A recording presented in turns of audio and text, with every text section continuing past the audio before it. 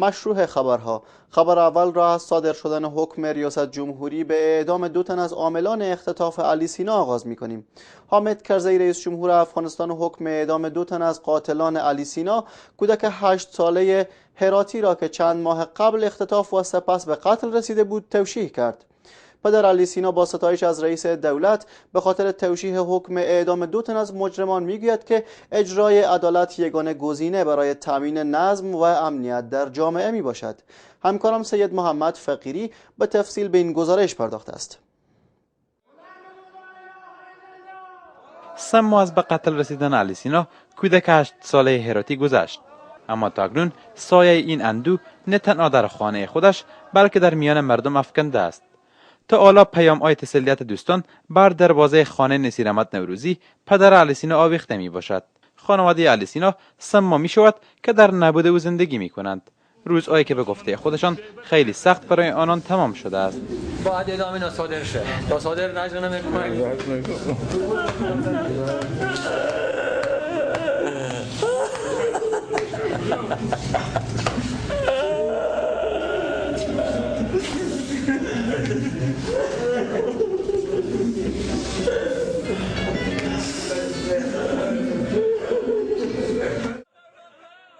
به قتل رسیدن علی سینا واکنش های تند مردم هرات را به همراه داشت و موجب شد تا چندین گردهمایی اعتراضی از سوی مردم به راه انداخته شود. قاتل باید اعدام گردد. قاتل باید اعدام. تکبیر. ما قرآن است. کتاب ما قرآن است. حکم قرآن اعدام است. سرانجام بعد از چند روز علی سینا به خاک سپرده شد، اما خواست مردم از دولت به گونه پابرجا یک چیز بود: اعدام اختطافگران. به جای ساختن احکام قرآن به جامعه حیات می‌دهد، جامعه را به آرامی و آرامش می‌رساند.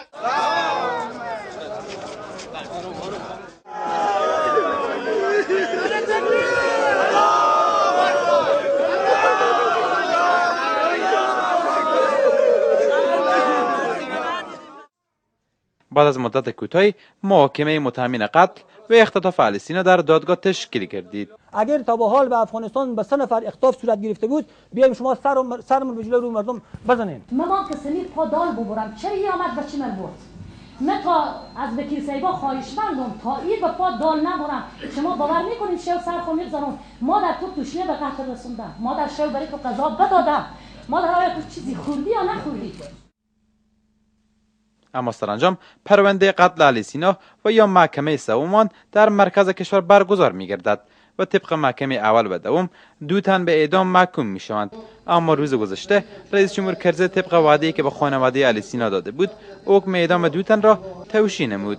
این مسئله موجب مسرت خانواده علی سینا گردید. من تشکر میکنم از جناب رئیس جمهور، از فامیل محترم اینا، از تیم کاری جناب رئیس جمهور که واقعا ثابت ساختن به مردم افغانستان که در کنار مردم هستند.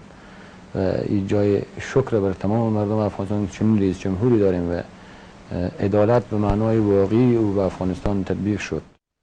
آقای نوروزی به من جدولی را نشان میداد که نام‌ها و عکس‌های متهمین به قتل علی سینا در آن درج گردیده است. او محکوم شدن 2 تن از قاتلین علی سینا را به عنوان یک دستاورد دانسته و از همبستگی و مقاومت مردم هرات و نهادهای امنیتی و اداره‌های عدلی و قضایی در این مورد تشکر می‌نماید. جای داره که این پیروزی و موفقیت را به تمامی ارگان‌های امنیتی، عدلی و قضایی افغانستان عزیز ما تبریک بگم و امیدوارم که دیگه شاهد اختطاف اولاد وطن به دست اختطافگران نباشم. آقای نوروزی میگوید که 2 تن از قاتلین علی سینا به اعدام محکوم شدند که یکی از آنها عبدالسمی نام دارد که مدت به عنوان گارد امنیتی با آقای نوروزی کار نموده است. 2 نفرن، یکی به نام عبدالسمی که گاردم بود، ولد عبدالظاهر، و یک نفر هم به نام جلیل مشهور به سوس. اینا هم از جمله اشخاصی بودند که عبدالسمی به چمر اختلاف برده بود و به اونا تسلیم کرده بود. اونا هم مطالبه پول کردن به چمر، بعد از اینکه پول را اخذ کردن چون اینا شناخته بود و به شهادت رسوندن. آقای نوروزی میگوید که اجرای عدالت و قانون میتواند تا نظم را در جامعه حاکم نموده و جرایم از جمله اختطاف را از بین ببرد. هرچند علی سینا از دست رفت، اما شاید مجازات عاملین قتل او بتواند تا ذره آرامش نزد پدر و مادر داغ دیده‌اش به وجود بیاورد. در همین حال ایمل فیضی سخنگوی رئیس جمهور افغانستان را برای بررسی بیشتر این موضوع با خود داریم.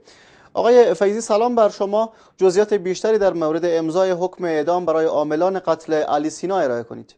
خب قسم که شما هم در قبلا هم رئیس جمهور حامد کرزی تماس‌های تلفنی داشتن با فامیل شهید علی سینا و در این باره برشان وعده داده بود که در ارتباط با اختطاف فرزندشان و قتل بیرحمانه پسرشان قانون اجرا خواهد شد و عدالت هم برقرار خواهد شد. امو بود که جلسه دیروز عدلی و قضایی تحت ریاست حامد کرزی رئیس جمهوری اسلامی افغانستان قضیه اختطاف و به شهادت رسانیدن علی سینا نورزی طفل 8 ساله فرزند نصیر احمد نورزی را مورد بررسی قرار داد.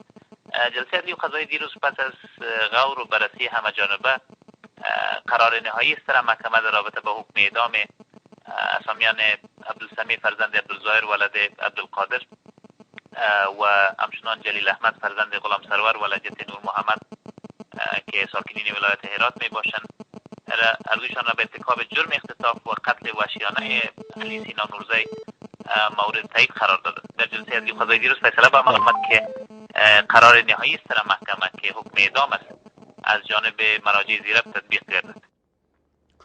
آقای فیضی مشخص هست که این حکم چه زمانی عملی خواهد شد؟ خب رئیس جمهور حکم امضا کرده. چیزی که مهم بود و مسئولیت رئیس جمهور بود به اساسش صحبت‌هایی که دیروز صورت گرفت در جلسه عدلی و قضایی رئیس جمهور حکم امضا کرده. اکنون تعلق میگیره این موضوع به ادارات مربوطه دیگه که حکم به اجرا بگذاره. این که چی وقت چه مدت زمان در بر میگیره این باید از ادارات مربوطه پرسیده شود. اما حکم از جانب رئیس جمهور امضا شده و باید اجرات بعدی صورت بگیره. بله آقای فیضی، هنوز هم اختطاف‌ها در ولایت هرات برای مردم این ولایت نگران کننده هست. به طور مثال همین شب گذشته یک طفل 14 ساله از نزدیکی منزل علی سینا روبوده شد. دولت چه پلانی برای کاهش اختطاف‌ها در کشور به خصوص در ولایت هرات دارد؟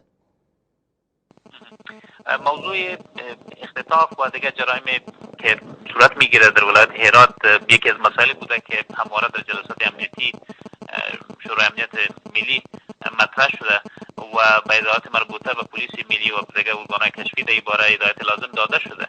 این حادثه اخیری که شما میگین از این ما اطلاع یافتیم و در این باره وزارت امور داخله و دیگر ارگان‌های کشفی مصروف هستند. امیدوار هستیم که در این باره دستورهای داشته باشند. اما چیزی که مهم است است که در این راستا تمام مسئولیت‌هایی را که وزارت داخله داره، ارگان‌های امنیتی ما و ارگان‌های کشفی ما داره، هدایت‌های لازم برشان داده شده. ما امیدوار هستیم که چنین حادثات اتفاق نیفته، اما در تمام جوامع بشری متاسفانه این مشکلات وجود می داشته باشه.